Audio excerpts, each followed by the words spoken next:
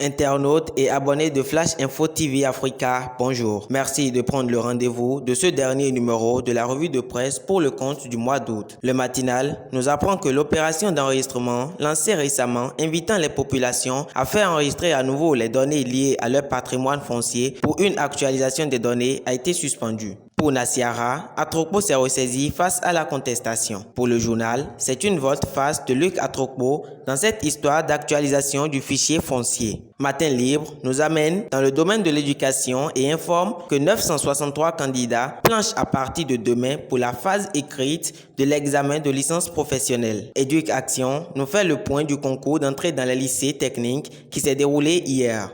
Des constats faits par le journal spécialisé en éducation, on note qu'il y a certains candidats qui étaient sans carte scolaire d'identité. Le même journal a constaté que plusieurs spécialités ont été réunies dans une même salle de composition. Éducation toujours avec fraternité, dont une enquête menée par la rédaction lui a permis de découvrir que la priorisation de la langue française sur les langues maternelles est une dangereuse tendance aux multiples raisons. La Nation annonce de nouveaux curricula dans l'enseignement du français et des mathématiques pour les classes de CI dès la rentrée prochaine. Le quotidien du service public rassure que les livres seront distribués gratuitement aux écoliers. Parlant justement de la rentrée, Fraternité rapporte les propos du porte-parole du gouvernement qui dit, je cite, « Des dispositions pertinentes ont été prises pour assurer une bonne rentrée. » Fin de citation. Dans le Béninois libéré, Wilfried Léandre Ngwedji rassure les enseignants de ce que les primes de rentrée seront positionnées dès le 13 septembre. Dans les pêle-mêle,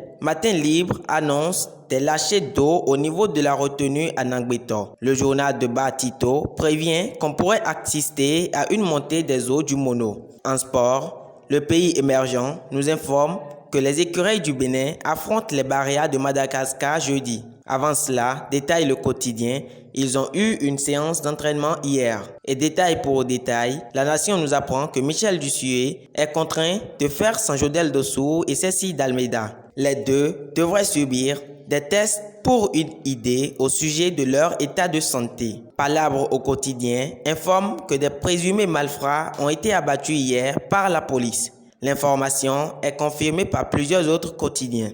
Même information à la une du journal Le Canard du Nord. Fin de cette revue de presse. Merci pour votre aimable attention. À très bientôt.